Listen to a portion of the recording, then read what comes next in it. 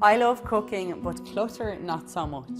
That's why smart storage was a must when I was designing my kitchen. Join me as I discover all of the storage solutions at Cash and Carry Kitchens. The deep drawers are brilliant for all of my big and heavy pots and pans. But my favourite storage feature in my kitchen is my Bifold Unit. But if that's not for you, there are other options like the Prestige Larder. Like the Bifold Unit, it comes with inbuilt shelves and countertop, but this also has 3 large drawers underneath. A really clever storage feature in my kitchen is the Le Mans corner unit, which means I don't have to bend down and look for stuff when I need it. Nothing gets lost in the corner and everything is really accessible.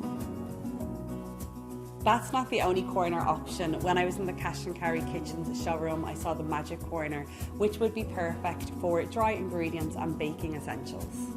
Or you could consider the fly boxes, which means nothing ever gets lost at the back of your press.